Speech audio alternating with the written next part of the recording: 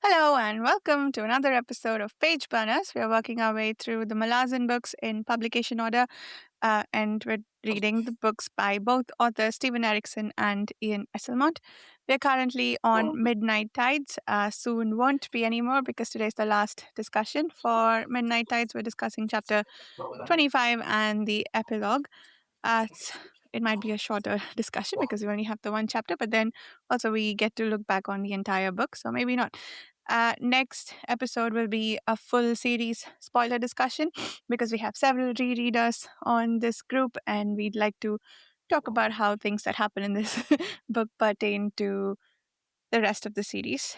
And I mean, technically, I think everything by both authors is fair game, but not many of us have read everything by both authors. So we'll spoil at least the Malazan Book of the Fallen and maybe some Esselmont books in that spoiler discussion.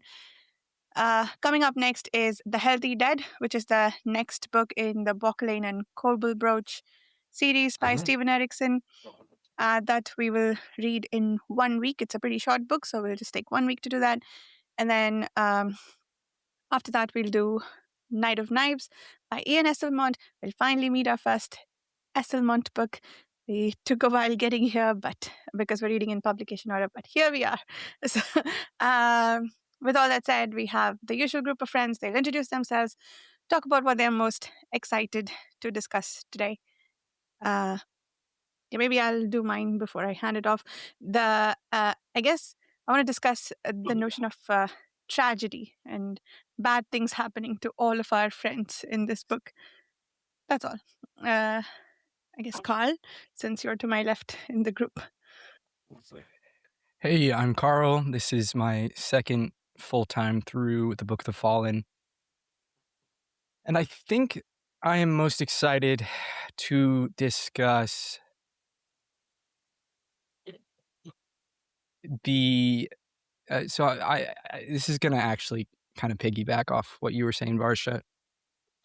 But I'm really interested in discussing how Shakespearean this book is. It very much evokes Shakespearean tragedies in its structure and its themes and how everything kind of plays out at the end. And as a big Shakespeare nerd, I am interested in drawing those parallels. I will hand things over to Dan the Man. So I'm Dan. It's the first time reading the ending of this book. So this is all new for me. And again, I'm just gonna continue what you guys said. Because I wanted to discuss what everyone's opinion of what happened in the throne room was, and if you had positive or negative opinions about it. So I'll just do that. Mirka? Hi everyone, I'm Mirka and I'm rereading the series. And I think we all want to discuss the same thing. I think let's discuss how masterful this convergence of all the plots is yet again. And I wonder if maybe we can find parallels with some previous books in how like everything just like kind of came down together. That's it. And Shannon. Yeah, my name's Shannon. This is also my second time through the series. And I think Erikson had a pretty, I thought, interesting critique on the concept of manifest destiny in one point that I thought was pretty interesting and I want to talk about. I love that we're all going like kind of headier stuff this time around. It's not like, ooh, I love the really cool like big magic sword or something, which I feel like, yeah, that's normal. Like, I often am drawn to big cool magic sword or the equivalent. I am curious though, Dan, so we come to the end of this book, and as we were going through it, you were starting to remember some things. Mm-hmm. you had maybe read this before, you had maybe stopped partway through. Yeah. Did you remember the ending? Were you surprised by the ending? What was your general reaction to the ending? I'm pretty sure I did not read the ending because I'm pretty sure all this stuff was new to me from since I think I stopped reading from basically the invasion or something, somewhere around those lines, like 60% of the book. So this was pretty new to me.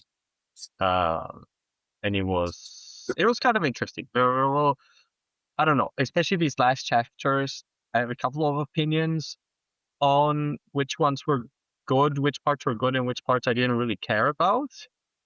Because I really felt like there were some storylines which I was like, this is really interesting. I really want to read, and some other storylines which kind of didn't do anything, and I'm like, whatever. Hopefully it, becomes something later on, but I don't really, care about it right now. Do you want to tell us which ones are which? Well, please. Yeah, I mean, like the whole story with, the Briss brothers and the invasion and Rhulad and all those things. But like the main core of the book, that's all really interesting, and it sort of finishes in a sense, like it has a conclusion. But like the whole thing with Seren Pedac, it doesn't really finish. It's kind of like set up, really. Nothing happens. And then even the whole thing with the Toblakai and the child and all those things, that also doesn't. I'm just not sure what I'm supposed to take from that, apart from like what's his name, Blood Eye guy that he resurrected. Like I guess that's the more important part. Yeah. But there's also a lot of other stuff which happened. It's like, sure, I guess it happened. I think you are right to say that there's a lot of setup. And okay, I'll leave it at that. Okay. It was set up. And there you go. Okay. For what it's worth, I agree with you, Dan, about what you're saying in terms of this book as like treating this book as its own animal. And all of these, this series is so weird because every book kind of has its own arc, all 10 books, but there is a through line, and there are storylines that continue from book to book. But I similarly definitely felt underwhelmed with where Seren Pedac ended up and with her story overall. Similarly, I kind of felt like it was crazy going back and rereading this and being like, oh yeah, Shirkalal like doesn't really do anything. Yeah. Like she's a great character, but like she does nothing the entire book. Like she's just kind of around. I don't, she maybe slightly pushes forward Tehel's schemes. It is set up, but it does make it just feel a little meh, especially compared to the incredibly dramatic and climactic storylines we get, like you named, Dan. Yeah, I feel like they could have, like, you could take all the parts from that storyline and some of the other little bits that tie in, and just make a book of that, and it would be like it would be very good, and it would be like, I'm not saying this is not good. I'm just saying like it doesn't need those other parts technically to stand on its own, right? Like that storyline stand on its own without the need of all these other characters really to make it. I don't know. It doesn't add too much, in my opinion. It's just how Erikson writes, I think, honestly. Like, take, for example, the previous book where you have Trull and Onrak. Same thing, right? Like, they don't really do anything about, like, Raraku. They don't contribute to that storyline at all. But we have them there so that this next book could happen. And now Trull is the main character, and we learn so much about him. Yeah, I definitely agree with what you're saying, but I think I like that setup aspect of it. Because I guess knowing that, it will go somewhere, of Mhm. course, for you not having read the rest of the series, that's maybe a little bit different. Well, I don't know how much of his threads will tie into this series, or do any of them tie into like the separate series? You know what I mean? I don't know. Do they all tie into a main one? Many of them Yeah. do. Some Yeah. don't, but most of them do, Yeah. I think. Yeah. Okay. And I think the other thing to maybe consider a little bit, they would make good standalone books. Maybe he could have written them as standalones, but there's this thing where each book introduces so many new characters. I think Mhm. that doesn't stop. I think even until book 10, it Yeah. doesn't stop. Mm. And so at least introducing some characters that we'll meet later and will play a starring role in later books early, I think Mhm. is an interesting choice to offset some of that, I guess, what's the word I'm looking for? Dissonance that we might feel getting into the next book in a series. Sure. There's that. And then he also talks about, right, I mean, that's probably the purpose of why some characters show up earlier than, they start to be useful to a particular book. But then he also writes about, I think he ties all the threads together with more than just a concluding plot. It's also the theme, which I'd be curious to see what the connecting theme is across the Shakilal and, say, the Eder threads are.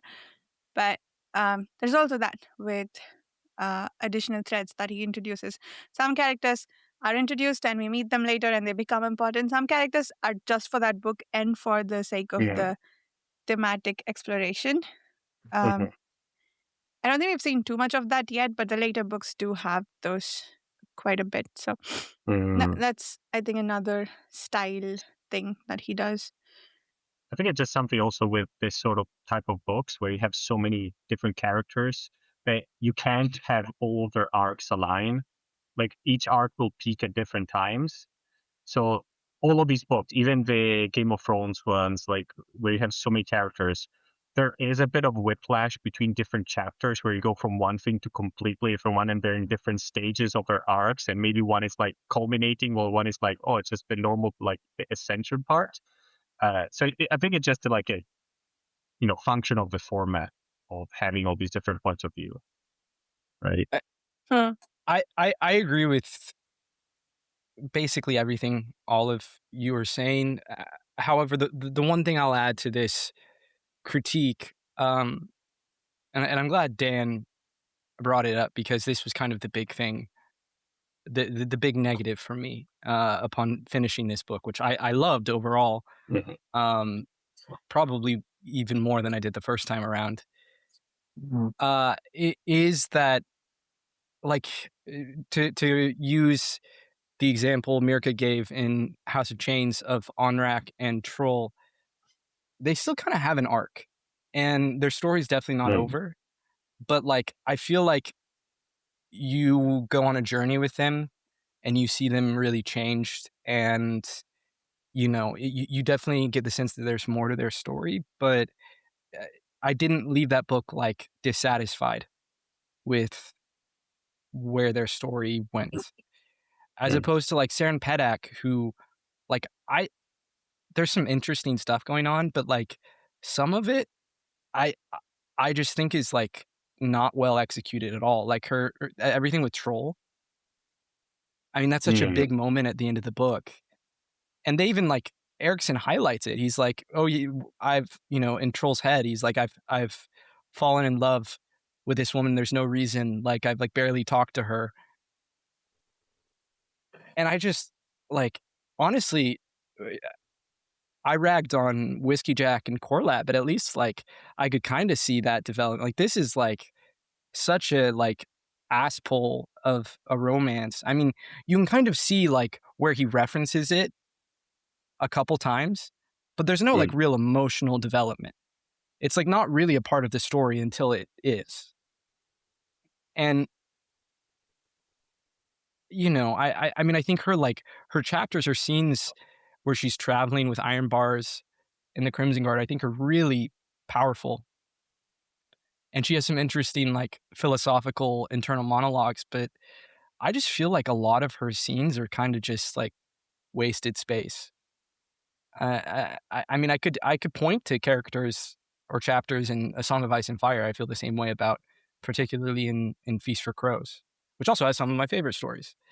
I'm not going to go down that sidebar, but like I just think that there are, you know, Shakespearean, I think, while maybe there could have been a bit more of an arc to her character, I at least feel like she's not like the core emotional storyline, or like really intimately tied into. I mean, just talking about page count, like she's not one of the main characters. Seren Pedac is. She's one of the main POVs in this book, and I struggle to think of anything significant that she does. And I hate to say it, but I feel like the most significant things are things that are done to her, and her being traumatized by them. And I firmly believe, Erikson can do better, having seen him do better in this book and in other books. I feel like at least with Seren Pedac things though, like you get a lot of the reflection, like it has a lot of the maybe philosophical parts of her observing things that happen and commenting on them. So for me, that was the value of all those parts, as opposed to a little bit like the parts that you were saying with Shakespearean, which I did think that for whatever ended up happening, which is nothing with her story, like she got a lot of screen time. I don't know, because I keep remembering that part. Or she went into the mansion to rob it, and to the other, like the bank, and then I don't know, like the whole storyline about what was happening, even with the Rat Guild and Tehel and all those things, like that went into nothing, right? Like then nothing Absolutely. happened. So yeah, so far I was a bit disappointed. I mean, I don't know, like that. I can agree with that, because actually Shakespearean was the one that hit me the hardest finishing the book. I was like, oh wow, she really does nothing at the end of the book. I'd forgotten that. I don't know what I thought she was going to do, but she's such a memorable character Yeah, I think she's there for that purpose, right? To be memorable and to kind of provide that comedy aspect to an otherwise very tragic book. I guess on the other hand, Seren Pedac is not supposed to be funny or like, provide distraction at all. She's like, the one of the most philosophical characters in that book. And I don't know, I think I appreciated like that character building of her in this book. And yeah, I think I can relate to the sentiment where, maybe it seemed irrelevant or like kind of a snooze fest at some points, but I think like keeping up with her and like just kind of following or like paying attention to those little changes in her thoughts and in her inner monologue was quite interesting. I would say like if I were to choose between these two female characters, for me it's Seren without a question. Sure. Yeah. I think there's also the fact that, I mean, maybe not much happened to her or with her character, but she and Udinas were the main perspectives we got, and they were both, well, I guess we got two outsider perspectives and one insider perspective, but also for practical purposes, Trull is practically an outsider. But it's sort of looking at how the Eder people are changing from the outside, right? So she's providing that important perspective. Maybe that's all her role is meant to be for this book. Maybe her character isn't meant to go anywhere. Just give us that POV. But I guess my issue is that it's not even that there is nothing of value in her story or her character in this book. Like, there are parts of it I quite like. It's that, to me, it feels like a huge missed opportunity. Like, where are the scenes with her and Trull? Where are the scenes with her really, we get like one significant scene of her playing a role in the politicking. When she decides to side with the prince and the queen over the Teist Eder because of what she saw with Rhulad. And otherwise, she just feels so passive. And thankfully, she has really interesting thoughts. But I just feel like there's so much more that could have been done that wasn't. That I don't know, it just frustrates me.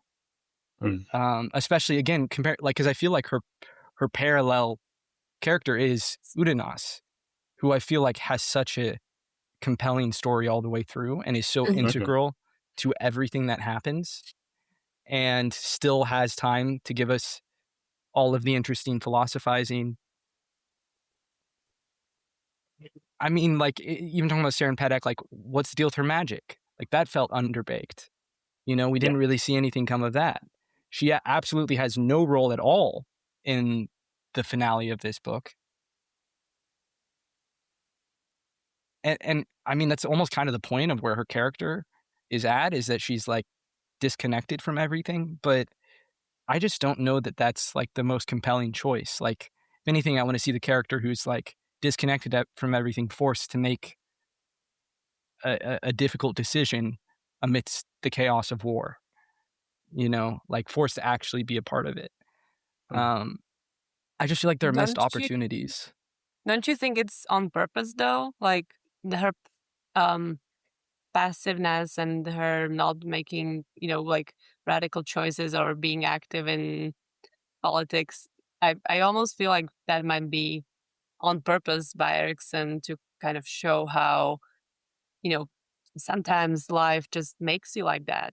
And, it happens to characters that are highly intelligent, observant, have great perspectives on things, but still they choose to be passive because they just gave up and they couldn't be bothered anymore. Or, like I almost feel like it's on purpose. And it's I agree with that. Be contrast to Udina, who, is in a similar position, might have given up, but he sees the opportunity with Rhulad and starts to be, kind of like his friend, his inner voice, his advisor on many things, which is like a very different active approach to his own destiny, right? I totally agree with that. I mean, I think it is intentional. I mean, she's very like specifically and continuously an observer throughout so much of the book. I guess like beyond my feeling that it's like a missed opportunity, I guess you could summarize it that I just think it's kind of boring and disappointing. Like I just don't think it's the strongest choice creatively. And I just think it's made maybe part of the reason I feel so strongly about it again is just that it's surrounded by so much that I think is fucking awesome and phenomenal. And that I just love. Like, I mean, I love the ending of this book. I think it is really, really, really compelling and tragic and full of wonderful twists and turns. I mean, to highlight something that I really adored, that actually hadn't clicked for me as much on my first read through, which is like you go through this whole book in like kind of classic tragedy ways. You kind of know where it's going, and it's like watching a slow, train wreck, but there are still moments where I doubt it. He still can make me doubt it, even having finished the book. Like when the Sita Kur Khan has his big final stand, like what an amazing scene. And you actually think that maybe he's going to pull it off for a moment. A part of you deep inside is like, there's no way. Like the Eder are going to win this war. That's where this story is going. But there's that moment, like a little bit where you think, oh my God, he might really do this. That I love. I just think it's brilliant.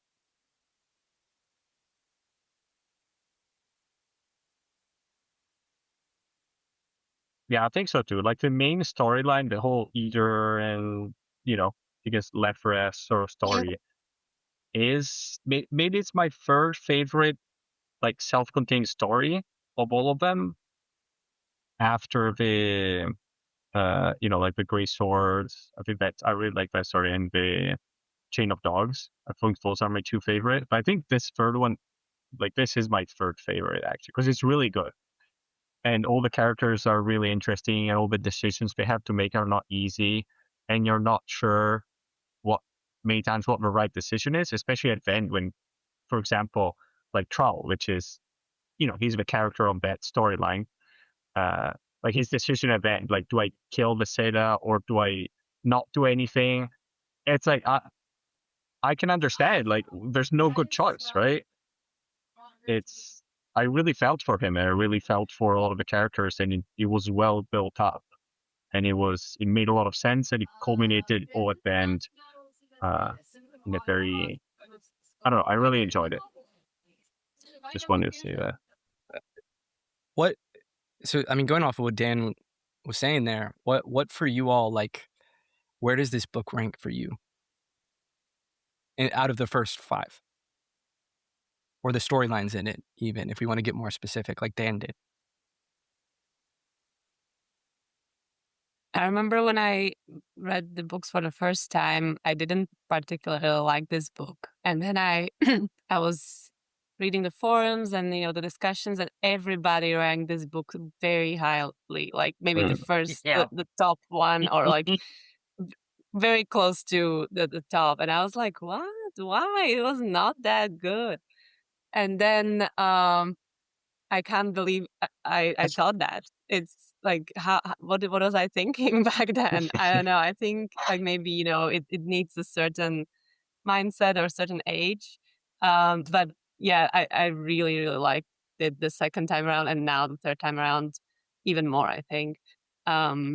So yeah, all of these first 5, I guess I said 3 because I'm thinking about book 3, which is, it's between these two. Yeah, I think it's about the same for me. Well, not the top. I think I have. Well, this is really hard for me to say because Memories of Ice sat at the top for so long. But I think I'm gonna bump it in favor of Dead House Gates. And I think that Chain of Dogs thread I did not enjoy it at all the first time, and I didn't enjoy it the second time either. But I appreciated it so much. So yeah, that and Felison's story too. So second book, then I think Midnight Tides and Memories of Ice maybe have to tie. Maybe Midnight Tides wins by a little bit. I don't know. Like Mirka, I had a very similar thing where I didn't particularly like this book. In fact, I finished it today. I went on Goodreads to go re-review it, and I gave it 3 stars the first time I read it. And I was like, dang, I'd give it like 4.5 now. Like, I really enjoyed it so much more this second time through. So, as far as ranking, I don't know. Like, I still really like the Seven Cities stuff a lot more. It would come in behind that. Probably third. Yeah, probably above Memories of Ice, and then behind the 2 Seven Cities books. So, Dead House Gates and House of Chains are your favorite? Okay. Yeah. House of I Chains likewise. His favorite.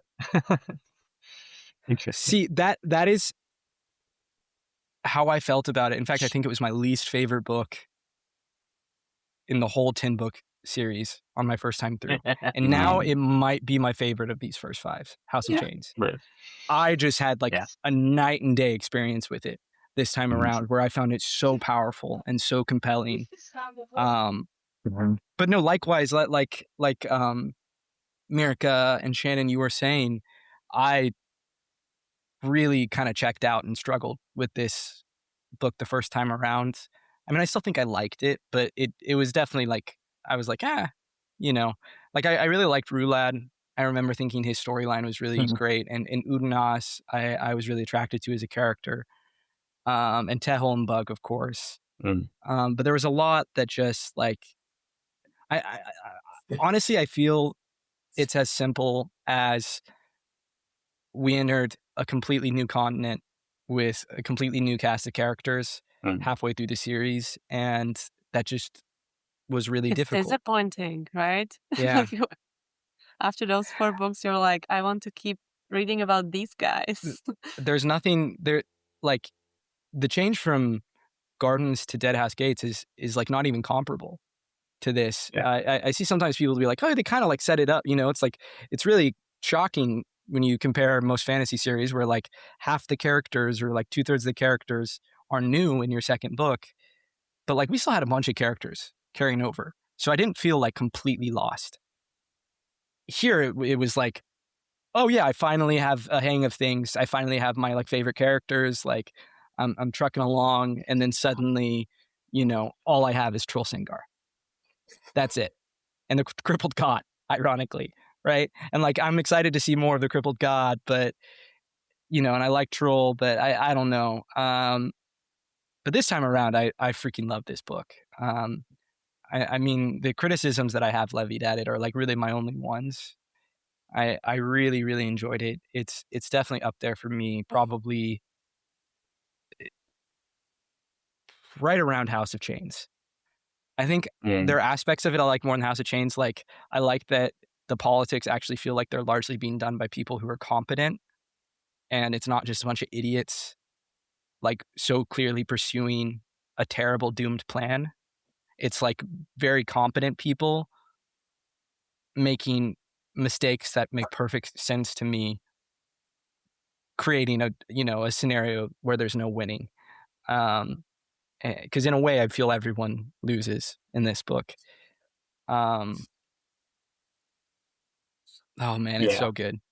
Memories of Ice, weirdly, I was like very lukewarm on this time around, and that was easily one of my favorite of the books first time around. But maybe because I had like loved it so much and it was so sharp in my memory that I was like, I'm okay without this. I wonder if it's because like in these books there are so many different storylines that each time you read it, maybe you latch on to a different story, and then it, colors how you appreciate the book. Absolutely. Now that rings true for me. I mean, talking about A Song of Ice and Fire again, which is probably the series I've read the most times in terms of like epic fantasy. And every time I go through it, it's a different, or just pick out random books, it's different characters, different storylines that I'm attracted to. So I think there is something to that. And do you think also your expectations about your previous experience change things a little bit? Like with Deadhouse Gates, I was so bogged down by it the first time, and I almost enjoyed it the second time. Like I said, I appreciated it a lot more than I enjoyed it, but it shone a lot more because going in, I was expecting to once again plow through it. But Memories of Ice, I loved so much that it almost fell flat for me the second time around. No, I think it is expectations. I think that's exactly it, Varsha. My expectations were so high for Memories of Ice that it fell a little flat for me. While, Deadhouse Gates, or especially House of Chains, is like the big standout in that regard, where I was like, I did not like the book first time through. And I was excited to get to it. I'm excited to get to every one of these books. But man, I got so much out of it this time. Yeah.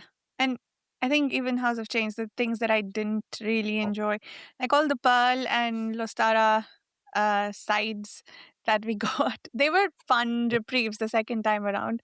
But the first time was, and I don't really want to spend time with these two. Can we go back to the other threads, please? Oh, I loved them the second time around. First time, I agree with you though. First time I was like, I do not care. Yeah. It's like reading like Sansa chapters first time in A Song of Ice and Fire. I'm like, I don't care. Skip it. Move on to the other characters. Ditto. I do think Which, by the way, I now love Sansa chapters. So just to be clear, it's like the exactly parallel for me. But at first, hated them. Okay.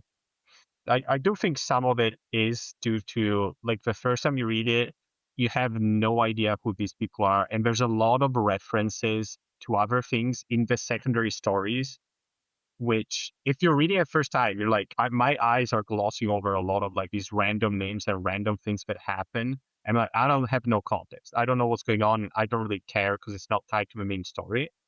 Well, maybe if you read it the second time and all those references mean something to you, it's more interesting. That's what I feel like I've been noticing based on like my feelings to a lot of these secondary characters and a lot of some of your guys' feelings. So yeah. And I think it's the spoilers too. Like as soon as you know something, you will start picking up on things and like connecting the dots that you didn't have a chance of connecting before. And that makes it more fun, at least for me. And it was definitely the case with this book, with Midnight Tides. Like both Trull, Rhulad, and Buck, kind of just like knowing who they are and like paying close attention to what they are saying and doing throughout the book. It's just fun. Very rewarding. Absolutely. It's definitely the give or take with a series as dense and as lacking hand holding as Malazan Book The Fallen, where I exactly like you were saying, Dan. I mean, I think it's just like kind of a fundamental thing for most people that if you feel confused, you're going to struggle to get emotionally invested. Yeah. And so the better you understand something, the easier it is to become invested in it. And like I mean, to me, that speaks to like the books we're getting into now. I found much easier to get through. I mean, I think I powered through the last half of the series in like half a year. And the first half took me much longer than that. I mean, I actually stopped and started multiple times. And like, just because I was so much more invested and I like could follow, I loved the characters.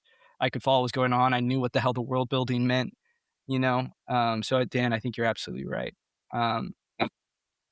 But, it is the benefit to this than being a series that's so worth rereading, where fans are always like, you're going to want to reread this series immediately, or you're within a year or 2 years or whatever. And I remember when I was first reading the series, I was like, that is literally the worst thing I've ever heard. I don't want you to tell me that. These books are so long.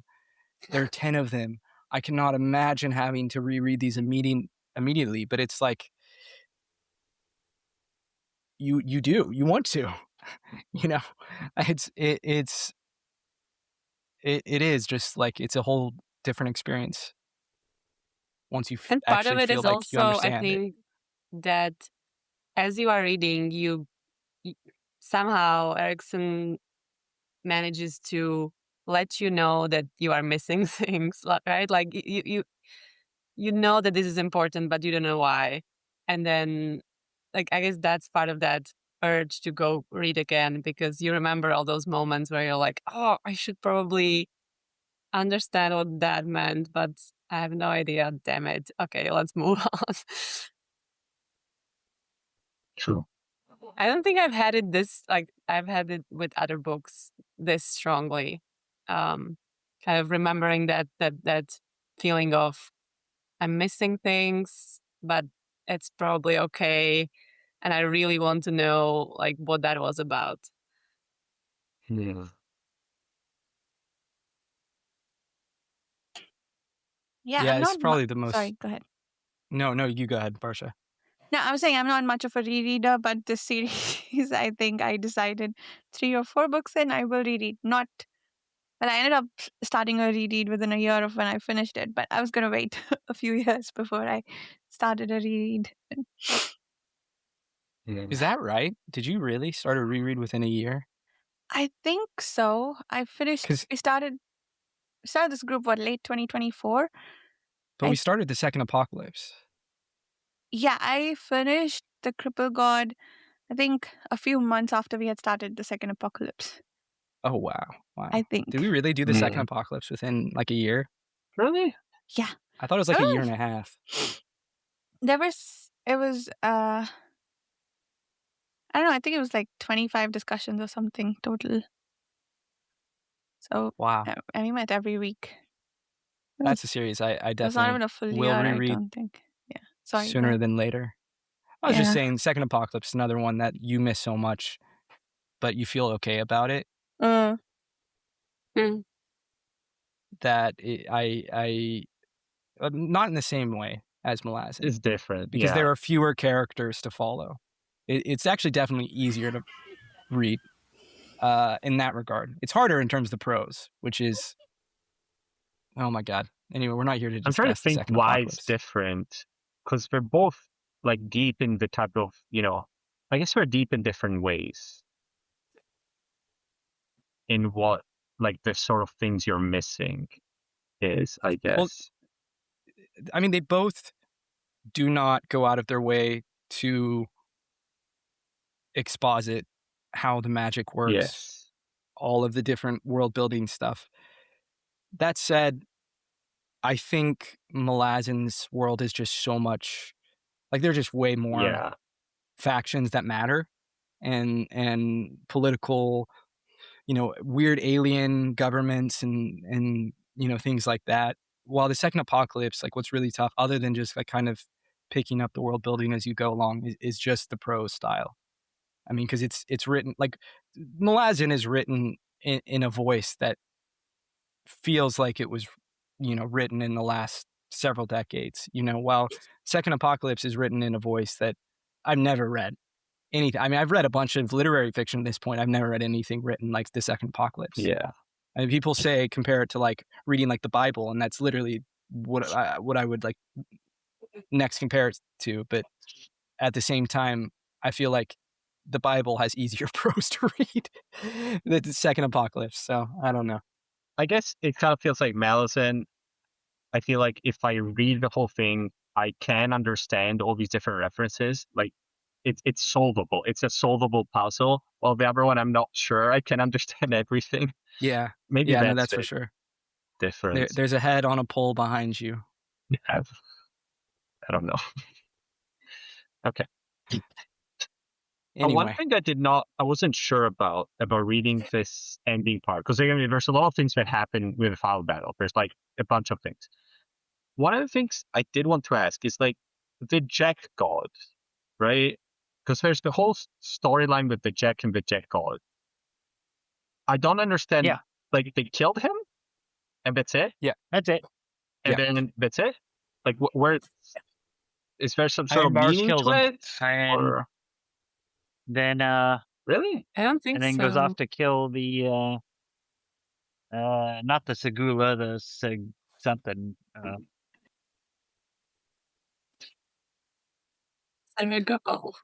Yeah, because like when I read it, I went back in the chapter trying to find other parts because like, did I miss something? Like, does it connect in any way to something else? It doesn't. Yeah, that's definitely something that I agree with you, and you've already mentioned at the beginning that these storylines are kind of like, okay, where does that take us? Nowhere. Both the Saragal, like, I guess, okay, they are escaping from the Azal house. The pack already escaped, and everybody's fighting them. But I guess the reason for that is a little vague. I guess, okay, yes, they will be dangerous. They'll try to, I don't know, play in their own favor, but it didn't really connect to that mission of let's get rid of these guys. I was also kind of confused about like why. Is it gonna connect it gave to something space in the to future? Iron Bars and showing how badass he is, which is great. But is that the only purpose? I don't know. But is it gonna lead to something in the future, like these storylines? I don't quite remember. Because it really felt like me, like you could throw away the whole storyline and nothing would change in this book. I mean, But I don't know. I do think it serves a purpose in terms of one, illustrating the effect of the death of the Azeth house. It's one thing to say these great powers are escaping. It's another thing to actually show the great powers escaping. Yeah. And seeing how they kind of relate and relate to the world, the cultures around the characters themselves. So I think that in and of itself is a sufficient purpose. I think it really thematically matters, and that you would lose something. Like you're talking about, it's really, in my mind, is like about, the paving over of history. And, this goes back to like stuff that we really started digging into in Dead House Gates, where, the past isn't gone. History isn't gone, even if it's buried. It'll still have its day in the sun. And what's past is prologue, to quote Shakespeare. We are missing the information though about like why they were buried in the first place. Yes. Why is the god of Jack a cat, a lizard cat, or I don't really understand that at all.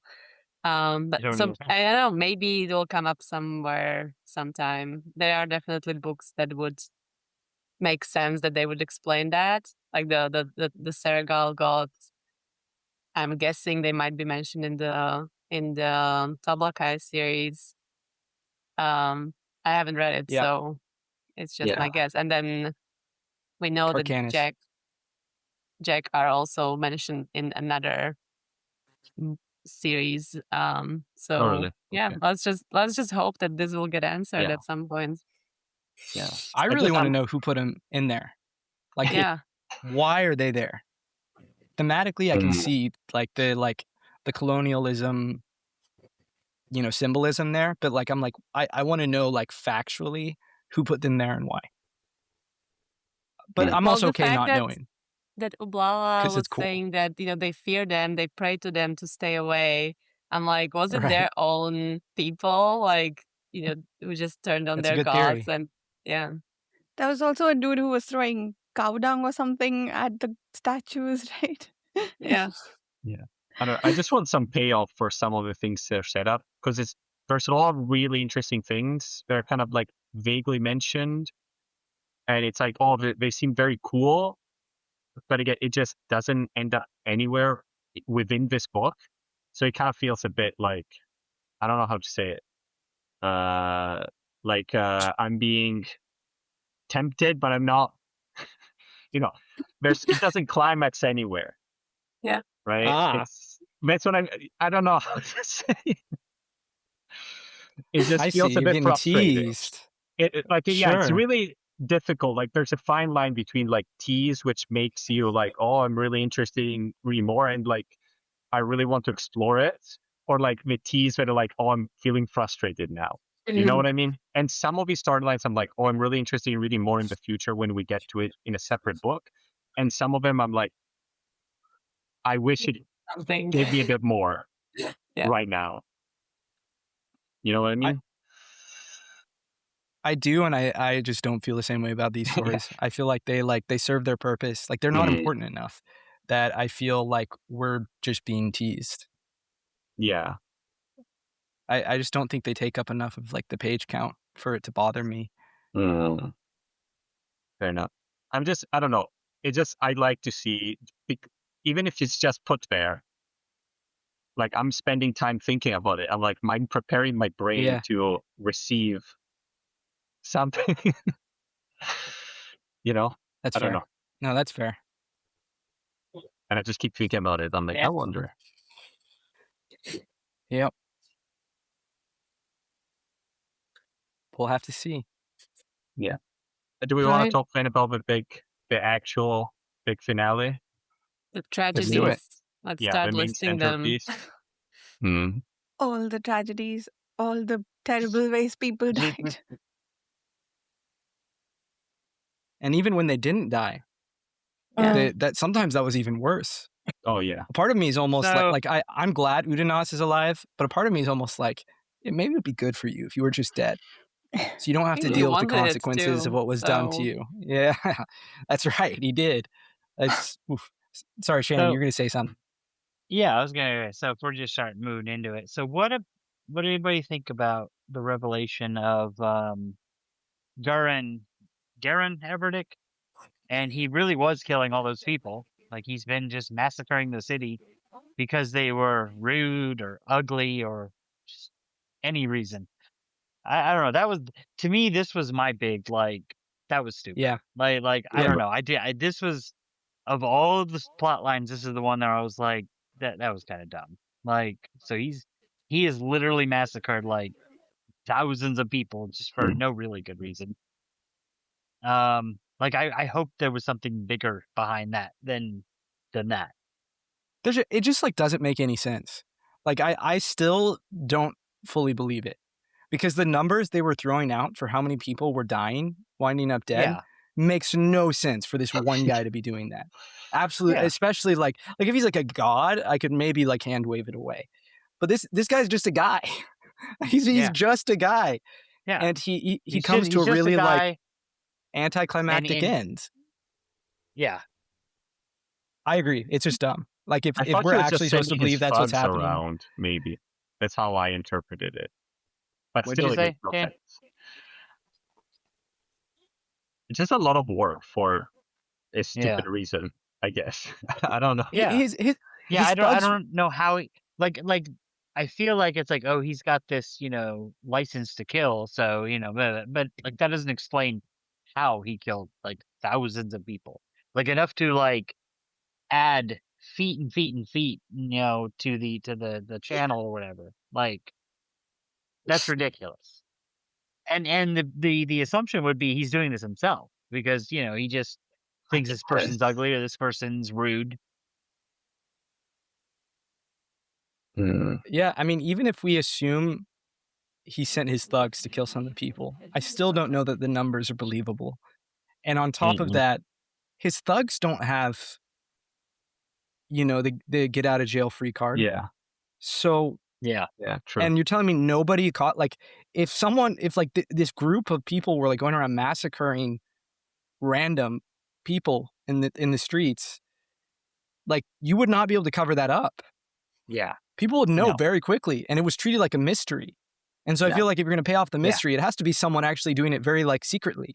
Or some And magic or he's something. doing this in the open. Yeah. Yeah, or with that magic. It's like something that would make it sneakily. like a lot of the deaths I need mean, to look like accidents, like that kind of stuff, right? I thought there was going to be Exactly. some ritual or something. That's what I was thinking. There'd be some sort of magic, evil thing he was doing. That was my idea, but it doesn't seem. that honestly would have like made more sense if like he was just like doing some weird magic and people were like dying by the score every night. Because that at least feels like in a fantasy way you can like see how that works. But this guy just going around and just like killing anyone he doesn't like it's great. Just an asshole. Yeah, he is. He just sucks. At least it was really satisfying to see him. He got what he deserved. And yeah, that was one of the more obvious conclusions, right? I mean, if one remembers this scene where the Nerek guy is really pissed and promises revenge. I'm just sad they killed one of the three brothers. Poor guys. All of them. They killed all of them. Yeah, well, no, two of them I thought it was the Eater. No, and one was the Eater for sure. They killed him. You're talking about the Shavenkrats? Yeah. Like the They're three all brothers that defended. Yeah, they're all dead, but one of them was killed by him and the two by the Eater. That's a, Right. Okay. Wait, who? Yeah. Who are we talking about? The three brothers Guardians that of defended Tehol, Tehol. the triplets. I felt so bad for them, even though we literally never talk. I just felt so bad for them. This is crazy. I have no idea who you're talking about. What? You remember there was Tehol's bodyguards that bodyguards. sat The on them? bodyguards. I mean, like There are- very, very, very I vaguely. mean, yeah. I mean, I can tell you, I remember as the random old guy who walks out and is like, "Stop beating up that man. He's innocent." Yeah, and then he yeah, got yeah. his head, Yeah. curb stomped. I remember that guy. The bodyguard. I mean, I remember like they died, but I don't. Were they somebody important? Well, I not genuinely, really. they did not register with me at all. well, Wow. Yeah, a Breeze couple- set him in his bodyguards. Yeah. Oh, and okay. they seem to were be Breeze's legends, guys. apparently. Like, everybody knew who they were, Yeah. and they were, like, super competent. I Yeah. don't know, like, they were just, like, Not these that little confident. hints. Yeah. Yeah. But Woof. for me, like I have a very specific, stupid reason why I fixate on these things, which is the same thing I discussed when they killed one of the Hounds of Shadows like 4 books ago. It's kind of like it feels so much more impactful in my mind because they're a set, and now like I'm missing part of the set. Oh, It's like if there were 3 random brothers, I'm like, who cares? They're all different. I don't care. But they're like 3 identical brothers. We all do the same thing. I'm like, now I'm missing one. I'm like, feels so bad. But Like they're broken. So all of them are dead, though, right? Yeah.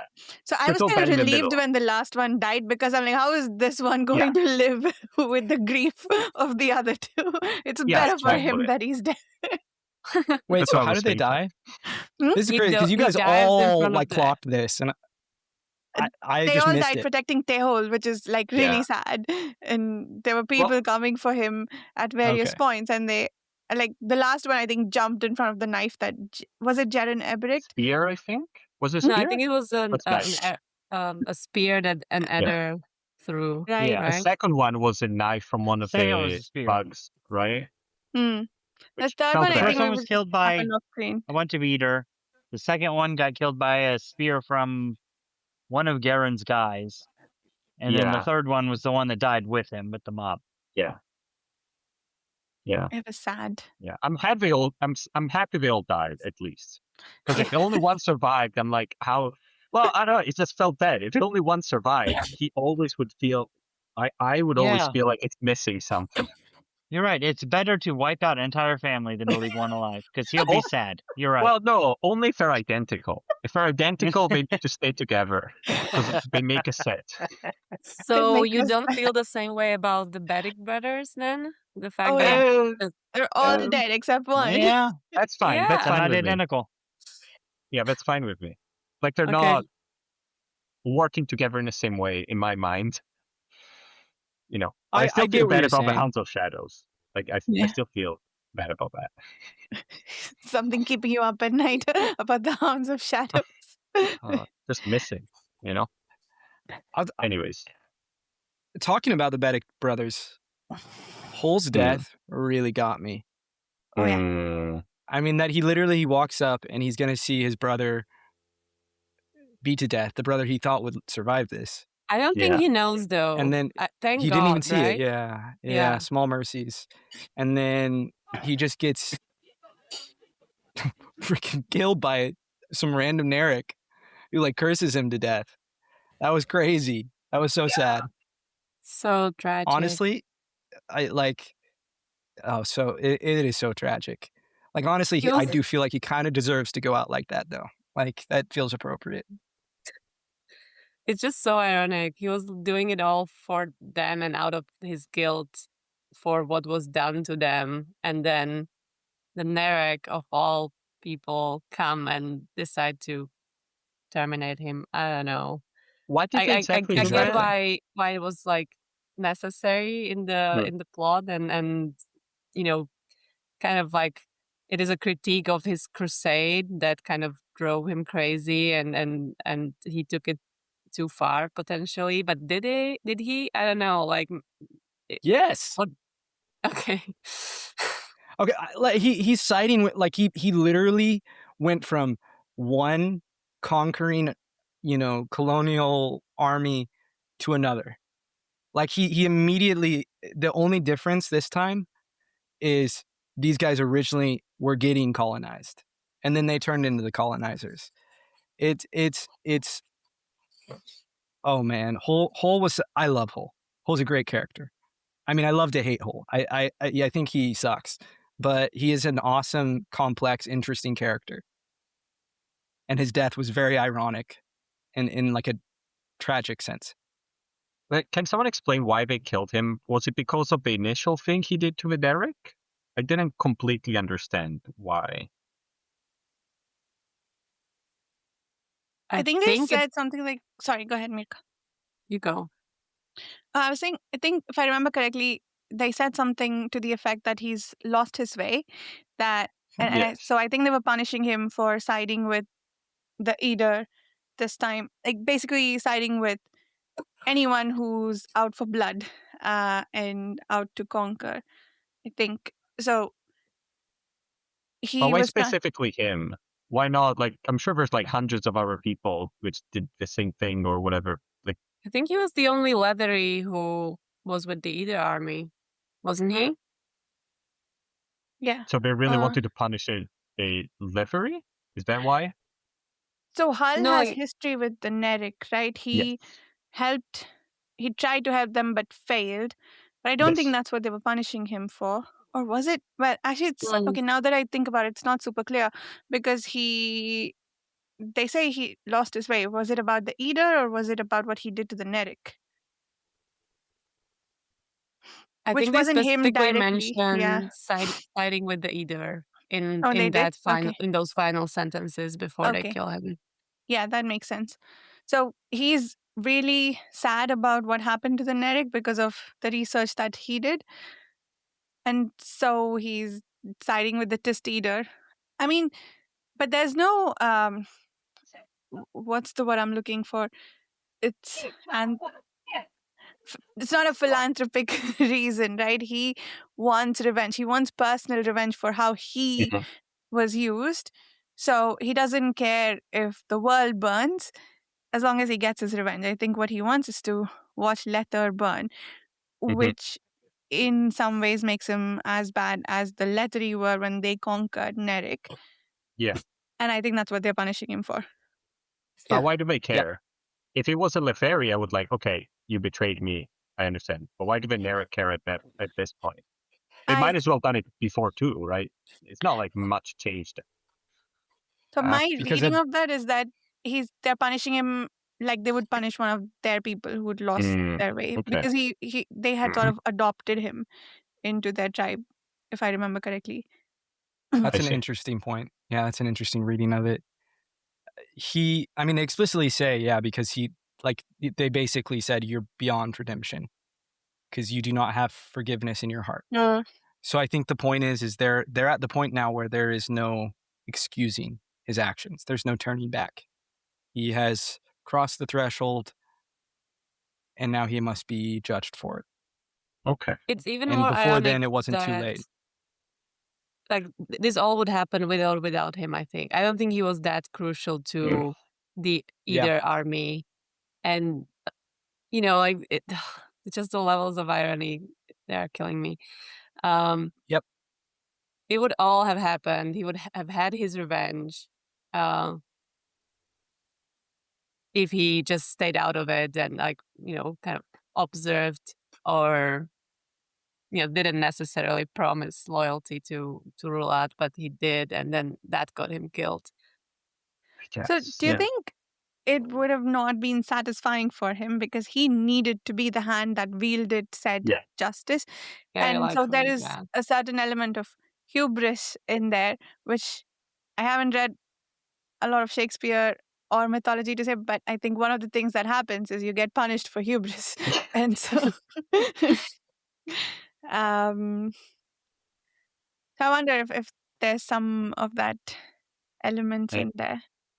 It just didn't seem such a bad character. I mean, in general, he seemed fairly not the best, but also somewhat reasonable. I wasn't like, oh, he's a monster. He's just a guy, I guess. Yeah. Right. Oh, yeah. I mean, he's very. His character is very sad. Like, he just made all the wrong choices all the time. And maybe that initial thing that bothers him was not even his choice. It was just, he thought he was doing good, right? He did not go to those tribes with the intention of wiping them out. He wanted to be. I think it is mentioned at the beginning. He wanted them to live together and coexist, right? But it just turned around very, very quickly. Yeah. If we're getting like referencing like mythology or like tragedies, I mean I think Hull is less of a question of hubris and more of like wrath, that he let his rage consume him and warp his whole personality and his sense of right and wrong. And I would get even more specific and say really it's about judgment. I mean, he wanted to be, as you said, Varsha, the hand of judgment, and so he was judged and judged by the same people he was trying to avenge. And they did not ask him to do this. Certainly not like this. I mean, he's not pure evil.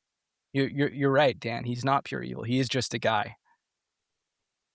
But he's a guy that continuously enables atrocities. But also, it's like Mirka says, he honestly is not, like, to some degree, this probably would have happened without him. In the same way, Brees beating Rhulad didn't matter. Everything would have played out the same way. The only difference now is Rhulad saw everyone turn against him, betray him. And so it's worse, actually, that Brees won. Mm. Do you consider Trull's and Fear's refusal to kill Rhulad a betrayal then? Absolutely. Yeah. Okay. Yeah, interesting. I mean, I don't think there's a right decision there, but I think leaving someone to suffer unending agony and not, I can't imagine being in that position. But to just walk away like Fear did, that's just wrong. Trull at least like actually grappled with it. I mean, I guess this is where intentions come in. And like Rhulad is a bad guy. Absolutely. But I don't know that that's how you handle that. I think it's just weaker than Trull, right? He just couldn't, like, he was mentally weaker, like emotionally weaker, right? That's what happened. But I mean, what would he have done? I don't know. Like, there's no right choice, but maybe that's the most right choice. I don't know. I guess knowing that he will heal and come back, right? Like, I guess their main moral dilemma was, we're not going to kill our brother. We will have to live with the knowledge that we killed our brother. But I don't know, like, what's the big deal? He's obviously going to come back, right? In that sense. I don't think that was the hang up. For them, I think it was, he stopped. We have stopped him. Yeah. He can't come back like this. Yeah. Right? And that is what makes it wrong. Chance, right? Yeah. Be free. And that they're just leaving him to suffer. And he is their younger brother. But I mean, what other options do you have, to be honest? Like, kill him and try to do something about him. And that's what Trull is going to do. But it feels like it's not going to work. I don't know. I think it's not. Look at the alternative. Hanan Mosag is in charge, and now he's as warped and kill him too. Fucked up as Rhulad. Yeah. Okay, cool. I mean, sure. But like, okay, let's put this in a larger context. This is what happened to the crippled god. This is literally what happened to the crippled god. Yeah.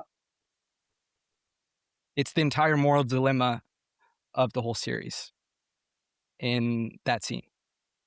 What do you do about the crippled god? You certainly don't just walk away and let him suffer.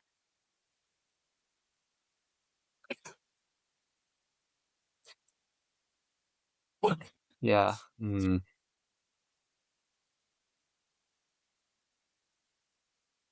I don't know. Yeah, it was very interesting to like read that inner monologue of Trull where he was like, he figured it out, like this is the solution, right? Like just, this is how we stop him. And then like all that turmoil that caused in him. Crazy how good that is. Like how well thought out. So good. So good. And their reaction, I mean, they totally makes sense and is normal and human, or Teist Eder, as it were. I think any normal person in that scenario would think, maybe we should just let him stay like this. But I just don't think that that's the right move. It's hard to talk about this too in full context without, just because it does, in my mind, relate so heavily to the crippled god. Well, we do know how how it ends up, though, right? Because it's the For beginning Rhulad, of the previous book, right? Or something. I don't remember exactly. Yeah. It's the beginning of the previous book, right? That is another sad, ironic thing that Erikson, I think, has the wisdom to let us intuit. Trull is going back to stop Rhulad, and we know what happens. It doesn't work. He gets cast out and shorn and ends up with Onrak.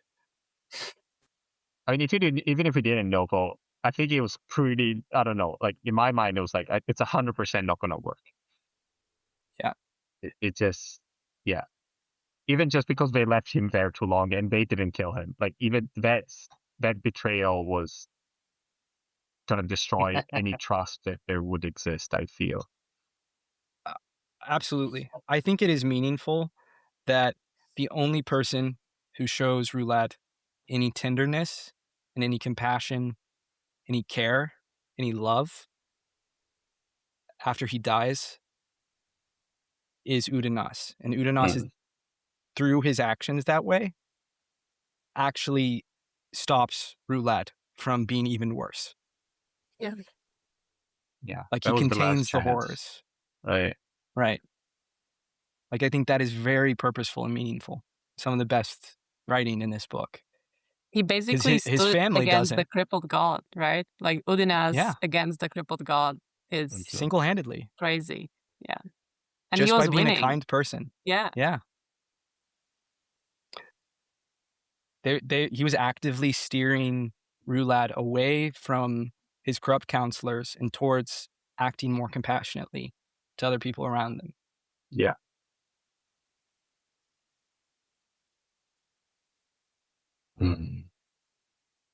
Speaking of Udanas' ending, oh my God. He just gets possessed by the Wyval, fucks up a bunch of people, and then dies. Yeah. It kind of like explodes and out then of gets him, resurrected. Right? Yeah, it does. Been saved. Yeah. He is saved. Wait, did he actually die or was he just really close to dying? I think close to Maybe death. I don't think he was dead. Yeah. He was in bad shape. Yeah. But Tehol was nearly dead. Or he died and he was brought back because Mail wouldn't have it. Unclear. I think similar situation where it's tough to tell exactly where the line is. But they got healed by very powerful people. How do we, I wish Steve was here because I know he's very critical of the resurrections and resurrections in general. Dan, how did you feel about how death and resurrection was handled at the end of this book? I mean, I really didn't care too much if they came back. Like, I was fine if they died. Like, that felt like a fine ending to the story, and it did tie in with what was good, like with their story and their tragedy and the theme of the book. So I don't think it was necessary. Maybe when I'm gonna see if they do something else in the future books, maybe it's gonna be cool. But I didn't care too much about it. Are you talking about Udinas and Tehol? Okay. And Tehol. Yeah. One thing I thought it was completely unnecessary was the fake out with Tehol dying and the other guy protected him. Because Erikson was very explicit in like not saying any names when they were like, oh, they crunched the head or something. You could hear something. It's very explicit. But I was like, it's 100% not going to be Tehol. Like, if it is, I'm going to be surprised. But like, it's very unnecessary the way you're putting in a mystery as if we don't know that it's the other guy that's being killed, in my mind.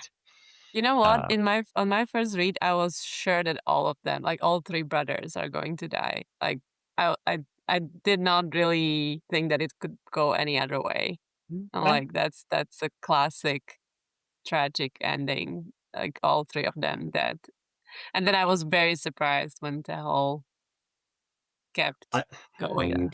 I just thought that when they were saying, "Oh, this either guy stomped someone's head until it crushed the skull," but it doesn't mention the name, very purposely doesn't say who it is. I'm like, Yeah. why are you doing this? It means it's obvious like that. So why are we doing this whole thing? You know what I mean? Mhm. That's what I thought. But yeah, I do like that character, so I hope we're gonna see more of him. Like, I don't have an issue with that. Tehel, to me, so obviously had so much more story to uncover. I mean, I definitely, I don't actually remember whether I thought he was really going to die or not. Udanas, I did. I thought he was toast. I just thought his story was just going to end really bleakly. But he did get another chance. And we finally meet Silchus Ruin properly. Thoughts on Silchus Ruin? Seems He like cracks a cool bad guy. joke. Yeah. It's okay. We can forgive that. Yeah. What else happens? What was the bad joke? Off the top of my head, I don't remember, but he it's like a pretty bad joke.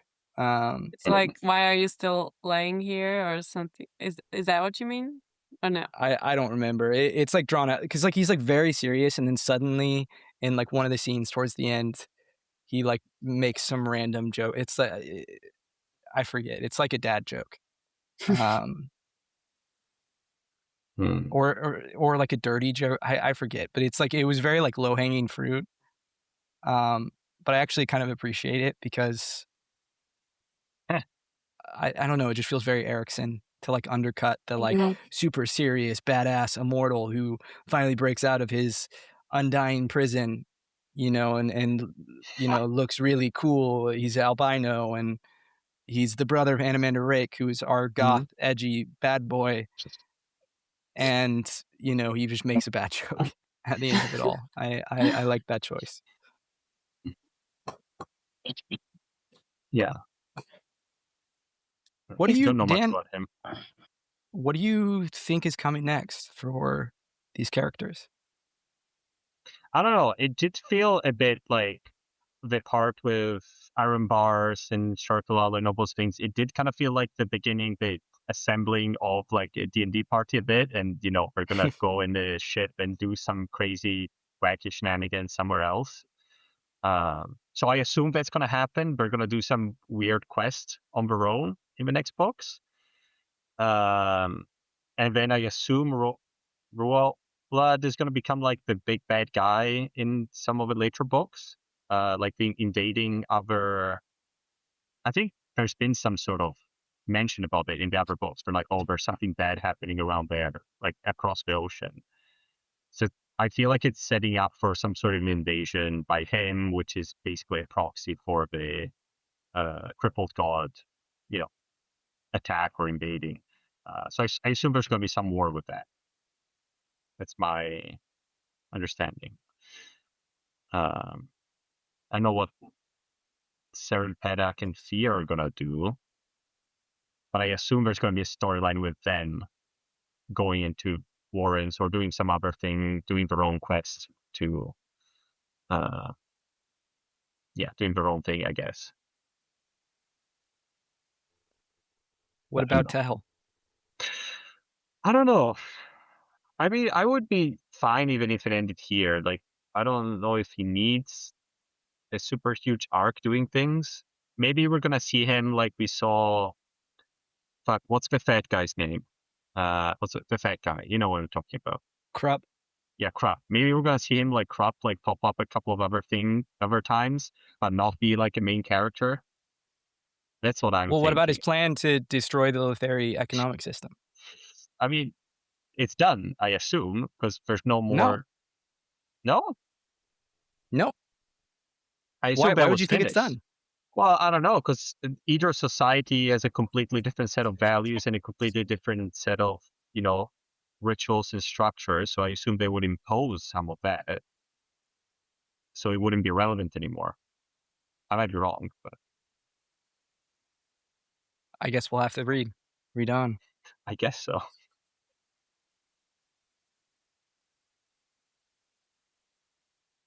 To circle back maybe a bit to the throne room. I mean, I think there's more to discuss in terms of the tragedy of it all. I know I sort of interjected to have Dan theorize because was curious. It was boring, unfortunately. No, I liked hearing what you had to say. I really appreciate it. It's not boring. Nothing as crazy as when I theorized.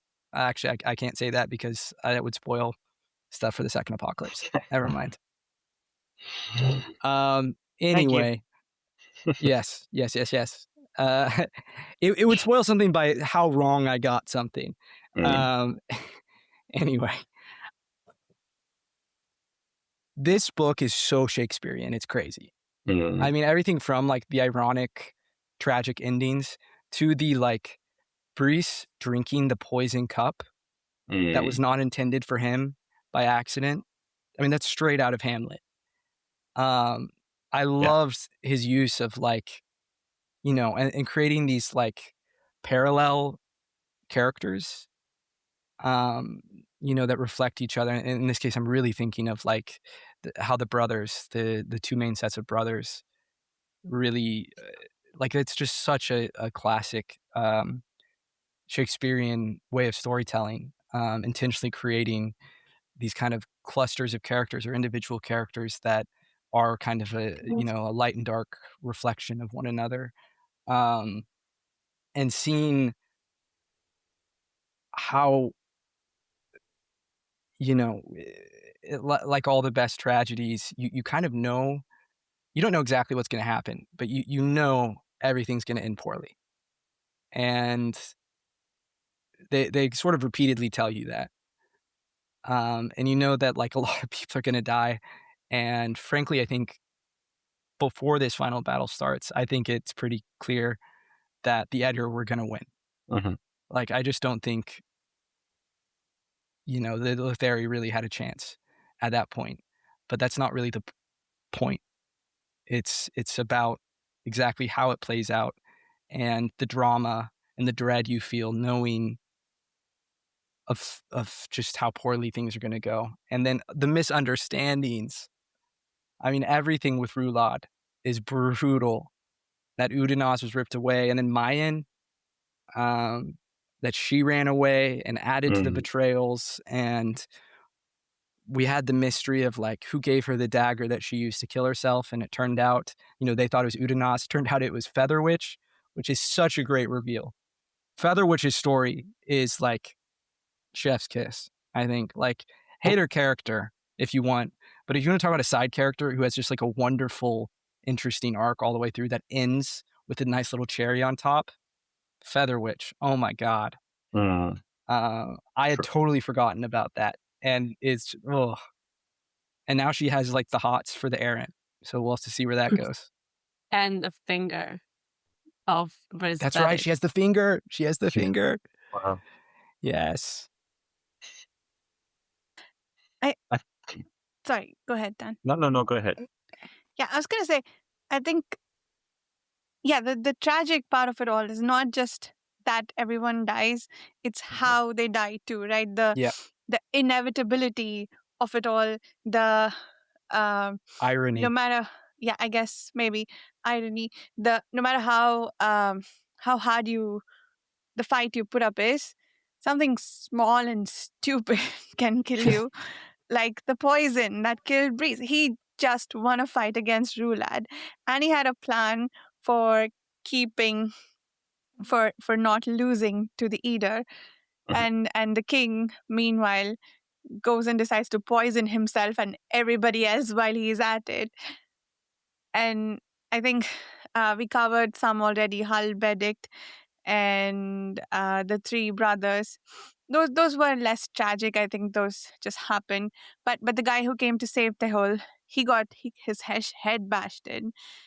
So what's interesting, and maybe this is true of the Shakespearean tragedies, I haven't read enough or any to know, but there's two ways to do tragedy, right? One, you just like bad things happen and that's it, and mostly because of stupid mistakes that people make.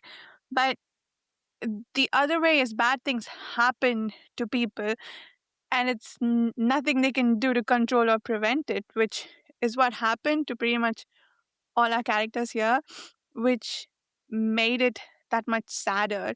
It's you can't rail at them for for doing dumb shit. Like, why would you stop Breeze from drinking that cup of wine, right? Or or So unnecessary. Oh my yeah. god. Or why would you stop that monster, the sea monster, from cutting open Rhulad's throat to give him a reprieve, which he thought he was being merciful, and he was to a certain extent, but Rhulad's death or lack of it, there's two parts to it, right? He's being tortured with the repeated deaths too, and lifelong agony is, I guess, another kind of torture. One is worse than the other. I guess Rhulad only Rhulad gets to decide which one is. And I suppose, and I even thought that his begging for mercy was a little bit of a reflex, because he hated constantly dying. I thought I could have misread this, but I thought there was something in there where he sort of started to make peace with the fact that he's not going to go through this cycle anymore. But I could be wrong. Maybe I was just projecting. No, he did. He Right did, before he gets killed, he right? says something about there's a line where he's like he kind of understands Hmm. that this is a mercy. I can't A remember good exactly thing. what it Yeah. said, but yeah. So he was starting to make his peace with it, because the other thing, maybe now that he's had a bit of a chance to think about it, is so much worse. But just just when that moment of realization hits, this guy comes along, is like, "Here, why are you still moaning?" and chops his throat. Which, yeah, it's almost funny how tragic everything was. I thought it was all really, Huh. really well done. Yeah, right here, right before he gets killed, he says, and he looked up to Rhulad's finger. No, Rhulad's laugh came with a cough. He gasped, and he said, "I am beginning to see. Otherwise," and then that's when the Guardian says, "I have learned mercy," and kills him. So I'm beginning to see mercy. Yeah. Which is another huge irony, because that thing that he's like, I recently learned about mercy. He learned about mercy from Briss Benedict, Yeah. right? And now Mhm. he's undoing Briss's plan by showing mercy Yes. to Rhulad. The irony. It's crazy. Yeah. Yeah. Briss was maybe Yes, the very worst sad. and hardest hitting of them all, because his death Yeah. was made meaningless so many ways. First, or like his win Victory. with Rhulad was made meaningless. First, with the king consuming the poison. Like, even if he had died and the king had lived, that would have been worthwhile. But he didn't. The king died, and then he did, and then the guy came and killed Rhulad again. Yeah, it was just sad. I think the only thing that maybe could have put like a nice little bow to it, and Carl, you can correct me because you probably know more about Shakespeare, but I thought that so many times in the Shakespearean plays, the final ending is like there's like a little prophecy at the beginning or something that lets you know, like, oh, it's gonna end up badly, and then whatever happens, like they struggle against it, but it always ends up going towards this little thing, this like ending that's been predicted. So I just thought that if there was something like that in the beginning, that would have been the perfect, like, I don't know. That is literally what happens with the Greek tragedies, where there are explicitly prophecies. Like Oedipus Rex is like the famous one, where like they tell you what's going to happen right at the front. And Romeo and Juliet doesn't have a prophecy, but it does open and tell you that the star-crossed lovers are going to die. So it is a common thing, and because like Macbeth a has big it, part right? of the yes, Macbeth does. That's right. Does Othello has it? I can't remember. It is I think the big thing that separates like a sort of like a Greek or like a classical tragedy is like the tragic form of story from just like a story where a bunch of people die and sad shit happens. Is the classical tragedy is supposed to create catharsis for the audience through like actions of a certain like magnitude and weight. So usually it's like you see the beauty of the kind of irony and the poetry, and the characters accomplish something. Like tragedies rarely end with the hero having accomplished nothing. Like that's not the point. They accomplish a lot at the expense of their life and a lot of other people's lives usually. Or like Oedipus Rex, it ends with him blinding himself. But and so it feels like a release of emotions in a way. That doesn't mean it's not sad, but it's not like, it doesn't leave you like reading, you know, a lot of Cormac McCarthy books where you're like, that's just some bleak shit. Like, what's the point? You know, which isn't a critique of Cormac McCarthy. It's just a different style of storytelling. And this is much more in the Shakespearean vein of like watching the characters go on their journeys and accomplish so much and change. And, you know, you can debate whether it's just the push and pull of fate. Like the errant is literally a character here, which I think is one of the brilliant touches, like what he's the god of, and that, you know, he is this figure in the most Shakespearean of Erikson's books. I think is just a fun little touch. But beyond that, you know, that there is an elliptical aspect to how they die and how things fall apart, where it's not just like bad shit happens for no reason. Like there's a sense that it was kind of preordained, that it had to play out this way, and there was no other way it could play out. There is something like that in the sense now that I think about it, because there is the prophecy about the fourth empire or something, right? And they even say like, oh, they do the whole ceremony, and then there's a out of story comment almost saying, but little did they know that it was 2 days earlier or something, right? So that was actually, because it was predicted it was going to happen. It was predicting actually the Edir Empire, not the Leferi Empire. Yeah, that's true. I thought it was pretty fun. Like, it was pretty nicely done, that one. Absolutely. Also, something in terms of like giving hints as to what will happen or like prophecies. I did not notice this, but I found it on some forums. Earlier in the book, Silch's Ruin tells Briz something like, do not seek to find hope among your leaders. They are the repositories of poison. Oh. And which that's must crazy. be, you know, that's pretty fun. It's all there. Wow. Okay. That was literal then. Yeah. It was both, right? It was both. Yeah. Mm. Yeah. It was...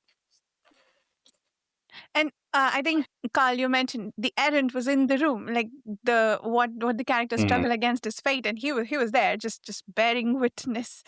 Yeah, that's brilliant. That was bloody brilliant. But I think, Dan, you wanted to... Sorry, go ahead. Just like staying on the errand topic for a little bit longer, if that's okay.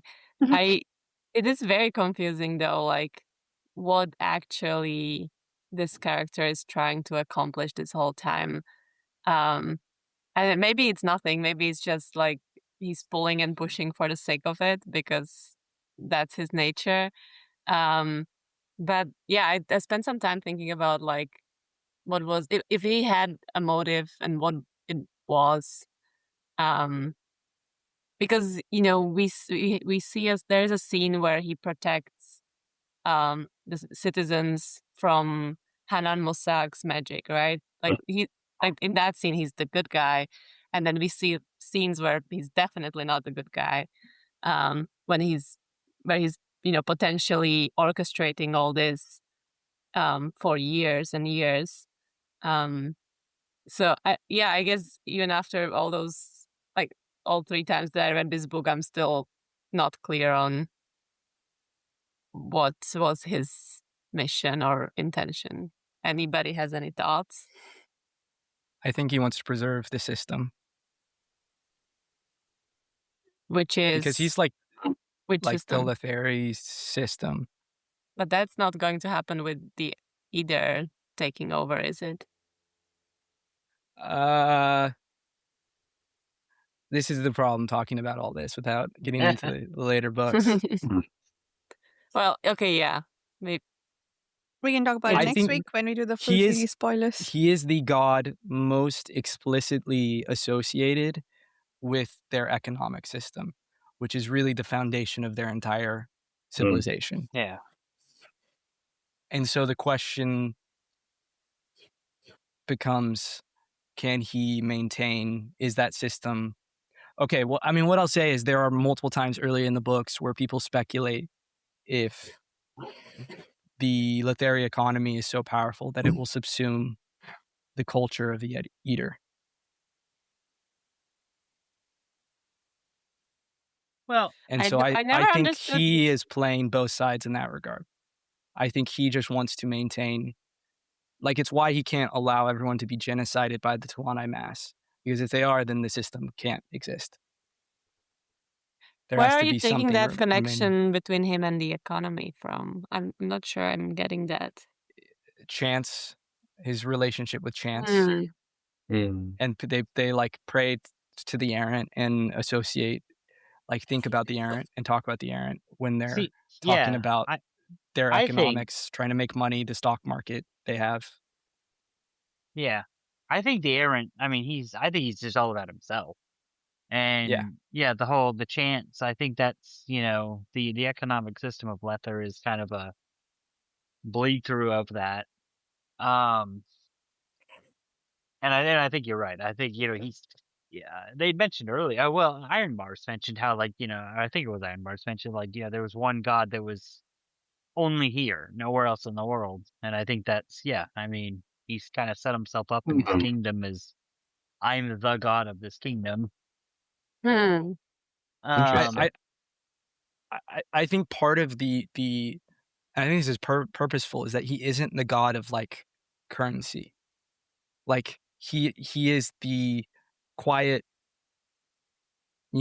philosophical backbone, the undercurrent of ideology beneath their economic system. And so I agree with what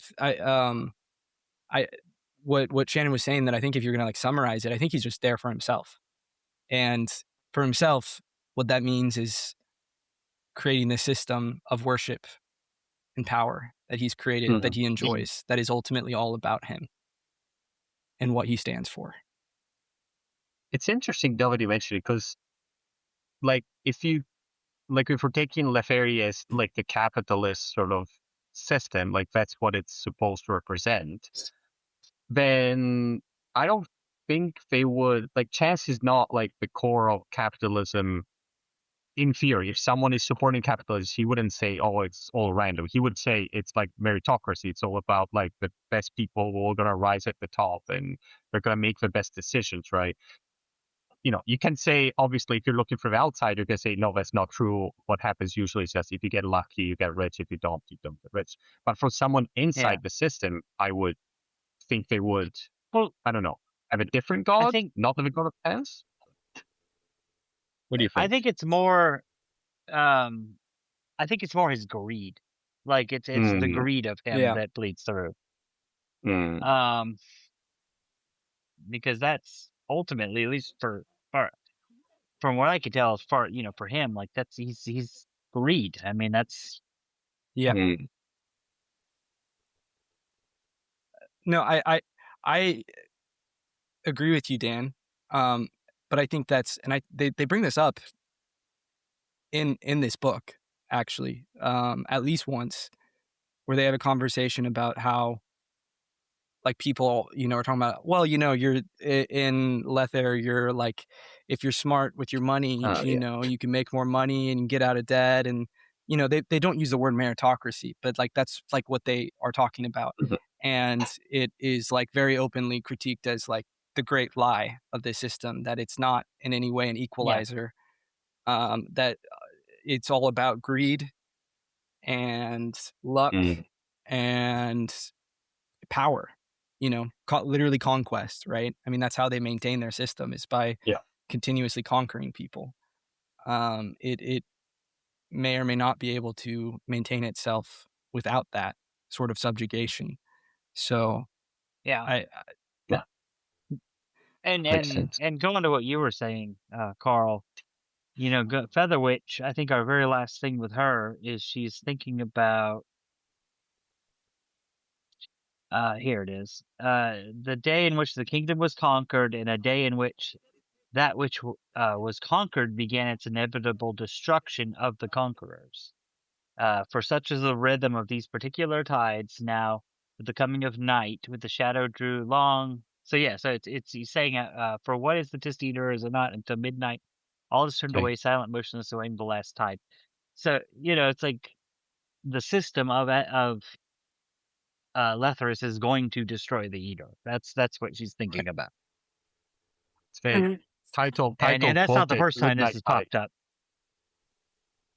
Yeah, Yeah, and what this does the jumped out at Midnight me Tides because I was mean? like, and it's like, this is the closest we get to Midnight Tides. Yeah, he said Tides of Night. Yes, it's the title. I didn't So realize. I thought that was cool. But yeah. What's the I'm And- sorry. and Can you read that line again? What's around it? Like So the I'm last trying to tide one? remember. Yeah. For that is what the Tist Eater believe, is it not? Until midnight, all is turned away, silent, motionless, awaiting the last tide. And it was talking about how, well, for such was the rhythm of these particular tides, now with the coming of night, when the shadow drew long and what remained in the world turned away. And then, it was talking about how the conquerors were about to be conquered. Yeah, it's the push and pull of tides. That's a parallel Push I and hadn't pull. thought about. Is That's it ties beautiful. into the Aaron. Aaron male have that similarity, even though they stand for theoretically very different things. Their gods are very different things. The tides push and pull in the same way fate does. Mm-hmm. Chance. Do you Interesting. think the poisoning of Briz was Aaron's push or pull? That's a Well, good Briss, question. I think didn't he say that it was his pull that had Briss, pick up the cup and drink it? He did. Oh, it's said there? Oh, okay. Yeah, he does say that, but I don't know that you have to believe him, right? I mean, this guy's a That's true. liar. So, but I don't know if it matters. I mean, I think Maybe not. it's what he wanted either way. It's his whims, like the whims of fate. That's how it was going to play out. Yeah. But no, I think that's an interesting question, Mirka. I think we're meant to wonder. And likewise, the Guardian, right? Because the Guardian seemingly came out of nowhere. He came for Briz for reasons that he explained. Okay, that makes sense. But yeah, I don't think anybody would expect that player in the game anymore. So yeah, it's very interesting. I very like the Guardian reappearance and the fact that he spoke to Mail and sort of complained about how Mail forgot about them. Beautiful. Really, really cute. Yeah.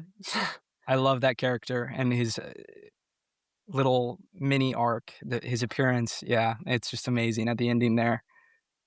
I mean, he literally just he came in, he got shit done, he walked out, he complained to his boss, and he left. I'm like, this guy's my hero. Like, you go, dude. And when you think about it, in a sense, Mail was somewhat complicit to the whole Eater scheme, because if he hadn't forgotten all those demons and gods, then Hanan Mosag would not have had a chance to imprison that demon and use its power, right?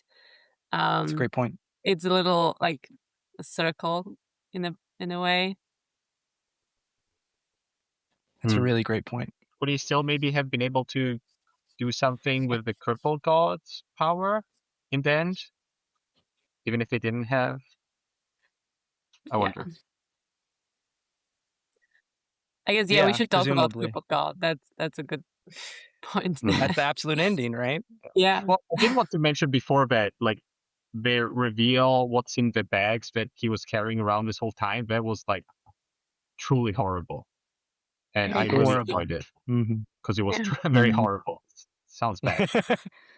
Yeah, I'm sad we don't have Steve here because I'm sure he loved that. Yeah, because that's straight up from a horror It's messed book up. part, right? Yeah. And like the fact that he was drawing power, I guess he was channeling the crippled god through crippling them, right? And like I guess like channeling the crippled god makes you crippled because that's what happens to him, right? Yeah. I guess it remains questionable why it needed to go through those two, or if there was just like something evil that they wanted to do. But I don't think we should probably dwell on it too much. It's just, a cool scene. And I think it is evil. I mean, I think it is fully sadistic. I think it's like, let's take these two, our enemy, and essentially torture them to death and use them as the focus for our power. But I think that amplifies the power, right? Like, because it's like manifesting the warren basically on the crippled god, right? No, I think you're right.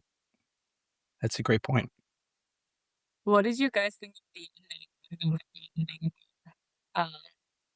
Bug shows up at the crippled god's warren or whatever that is, and ends up with the promise of kicking his ass.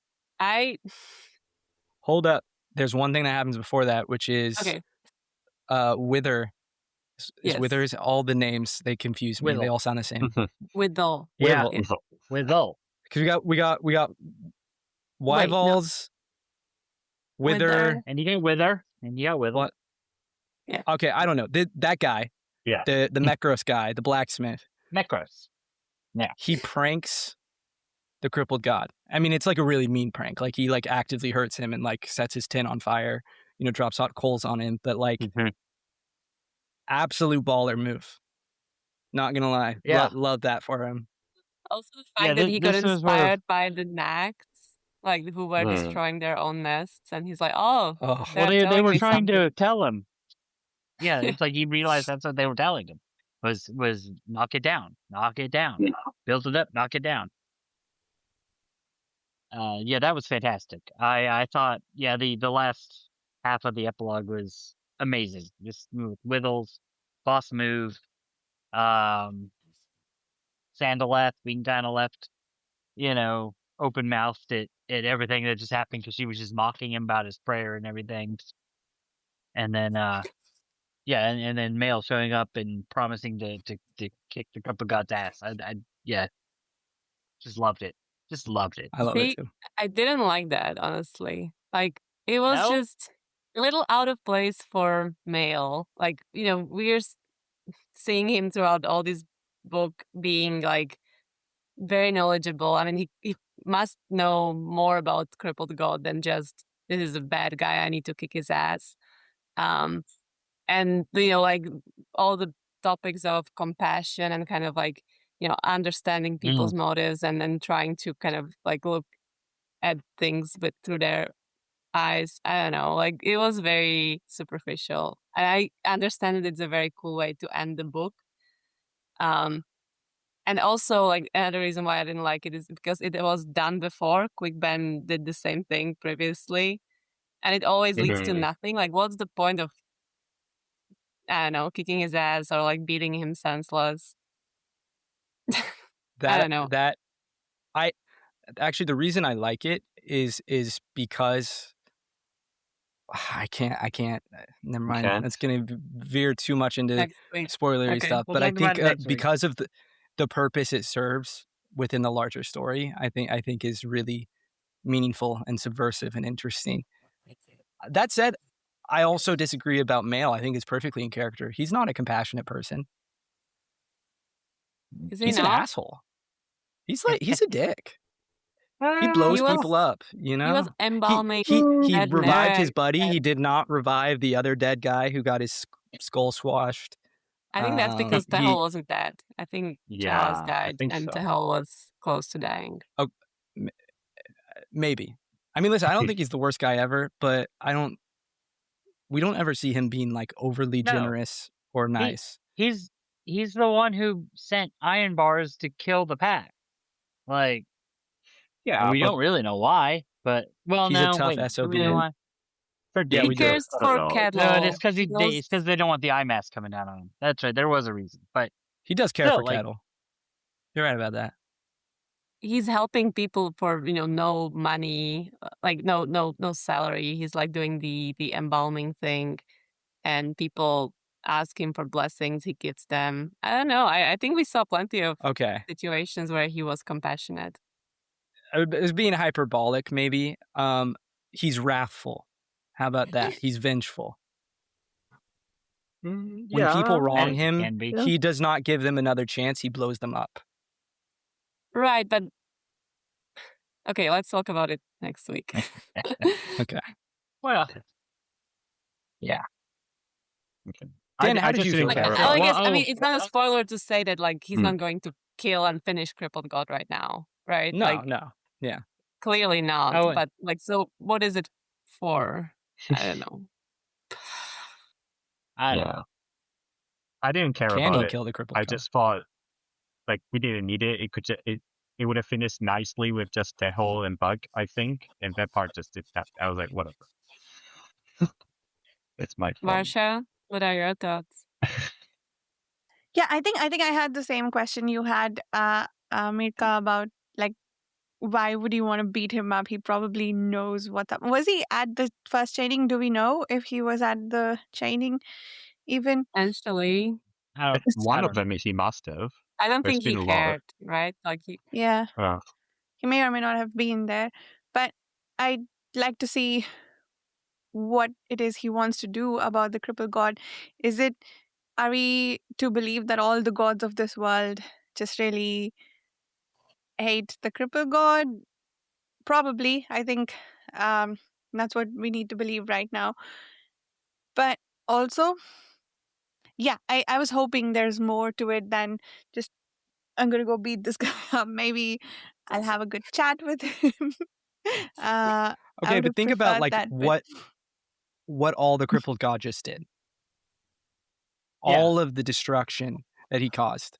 Yeah. Like, you don't think that someone, like most people would probably be like, fuck this guy. He needs to get punched in the face. I'm not saying that's right. I'm just saying I think that's reasonable. But why not do it earlier then? Like why now after it's all done and either have won with the help of maybe he God? didn't know. Maybe he didn't know where it was until Willow was praying to him, and that's when he became aware of this island. Mm-hmm. But I did want to back up Carl with the Male is very wrathful, and because I want to go back to when Tehol was beaten to death or near death, he kills those 14 Edor who did it, and specifically, he really goes off on Therodes Brune, the leader of them, and he was it. Let's see. Trembling Bug said, I'm sending you home, not your home, my home." He gestured, and the Tisteder vanished. And we know from Memories of Ice that he drowned this guy and sent him through his warren, and then he'd wash up on Genebacchus, where we saw him. This was the Tisteder we saw back in that book. But it was out of rage. It was out of the reason that happened was because he was so angry with what just happened to Tehol. But I did also like the circling around, and that's where that first Tisteder we ever saw came from. I'm glad you pointed that out because I completely missed that. That's really cool.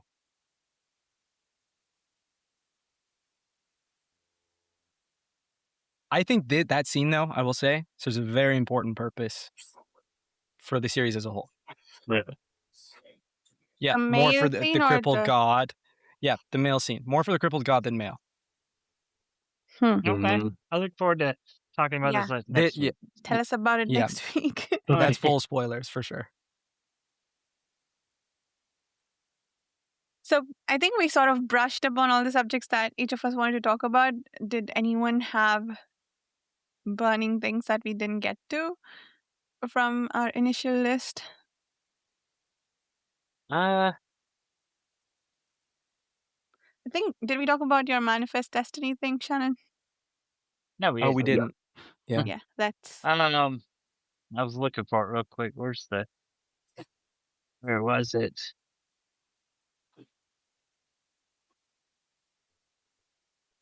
Nope, not that.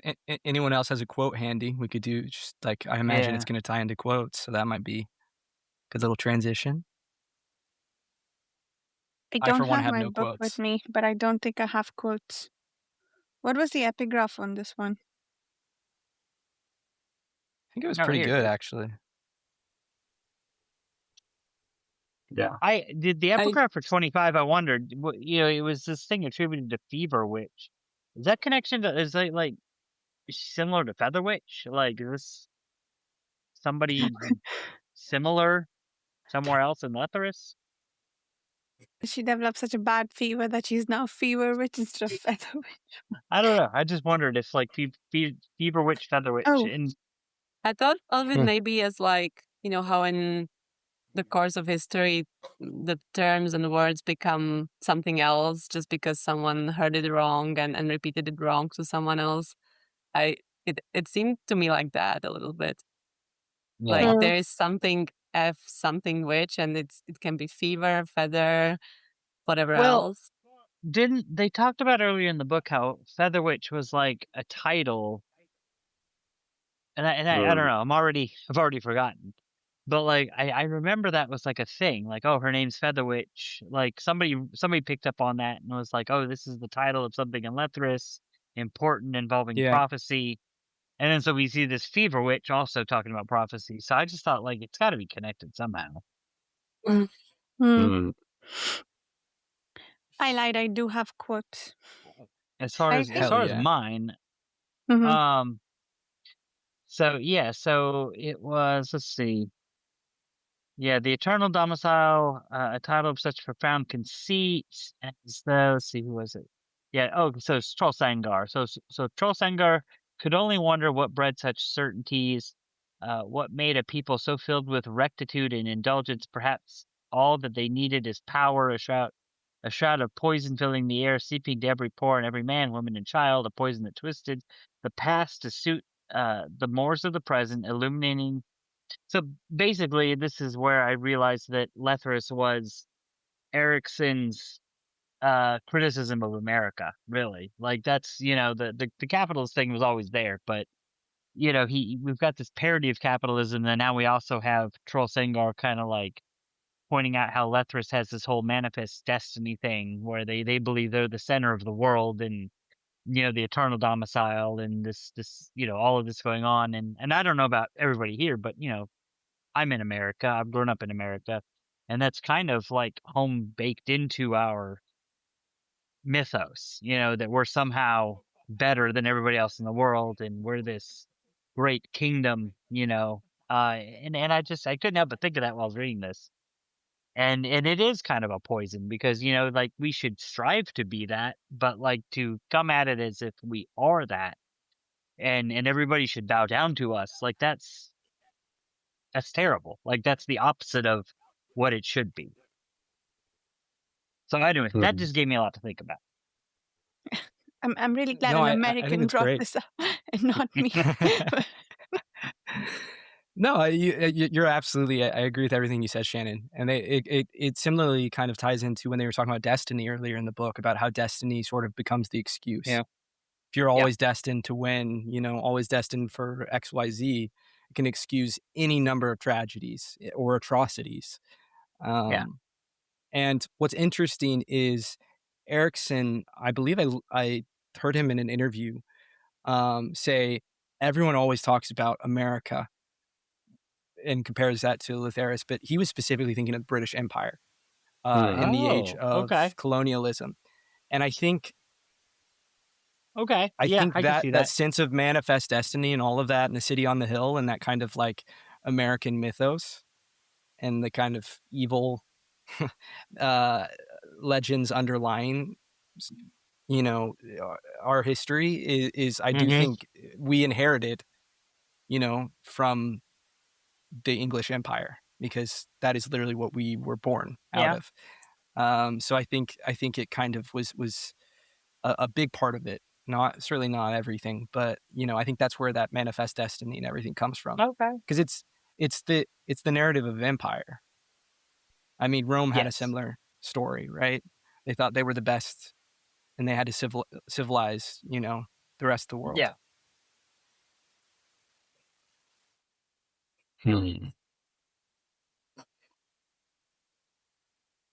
I have a quote from Trull's moment of indecision before he kills the cheetah. Tears blurred Trull's eyes. He did not want to do this, but they will kill us all, every one of us, leaving not a single Testeater alive. I know this. In my heart, I know this. They will take our lands, our riches. They will sow salt on our burial grounds. They will sweep us into history's forgotten worlds. I know this.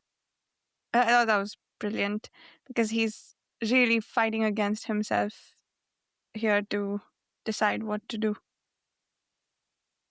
That's a great scene. Yeah. That whole sequence. Yeah. Yeah, and Trull, the good guy, does something so bad and unexpected. Yeah, it wasn't fair to him to have to do this, but yeah, we can. I think the reader can see how he had to, right? Absolutely. No good choices. So less deep. One quote I highlighted here was Ironbar saying, "Well, I've already killed a god today." Ironbar said, "If I'd known I was going to be a day for killing gods, I might have paced myself better." Like, I love that guy. Ironbars, and he is one of my favorite. He might be one of my favorite characters, actually. I really enjoy him, and yes, It was a very cool sneak peek to the Crimson Guard. This whole arc. Well, I don't, Let's pile all this. can't get into spoilers because it's all in Esselmont books, really. But yeah, like this actually like teased a lot of Crimson Guard stuff, more than I realized the first time I read it. Like, I was like, wow, like this actually sets up a lot of Crimson Guard, and you're gonna have to wait to the Esselmont books to really pick up on that. Yeah. One thing I did want to mention about what you were saying before, Shannon, that I finally found. So I was reading the part with the Sida fighting Hand and Mosaic. Like it does say at some point, it describes the Serens, like his magic, as the voice of destiny. So it is. That's because I remember reading it. I was like, oh, I remember the discussion we had before and the manifest destiny, all those things. So it's like, oh, I guess it is somewhat supported in a way. So I did remember that part. I didn't remember exactly what the wording was. So I can see how that all ties together with those themes.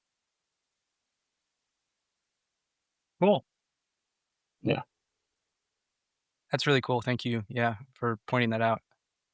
Yeah. I didn't have the quote, but I also wanted to say that the whole conversation between Tehol and Bug after Tehol wakes up is just so wholesome. They're yes, buddies, and it's so beautiful. Yeah, just that. Mirka, I especially love the line where like Tehol was like, "Why are we so healthy? Like we don't eat very much. Like it's like he's starting to put it together." Like, yeah, that whole section was amazing. And his kind of like momentarily hesitation on like, how are we going to continue? Like, you are my manservant, but now I know you're the god. I love that. Bug is just like, well, the same as before. Yeah. You'll figure and I it love out. that they do. I love that he didn't actually wipe his mind, and moving forward, like he just knows, like this is male, like that is my manservant.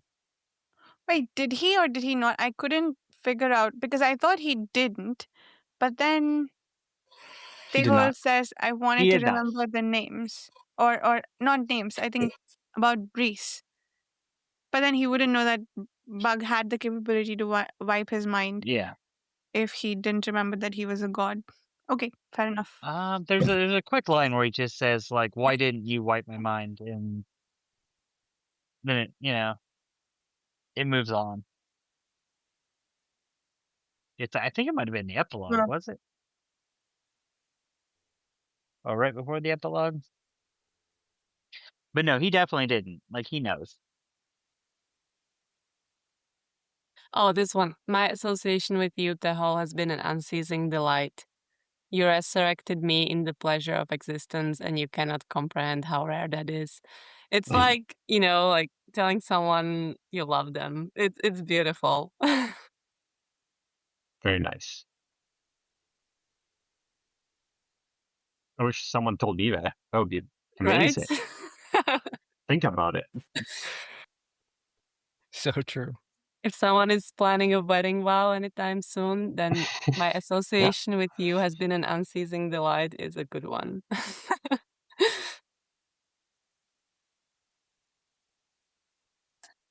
Any other quotes?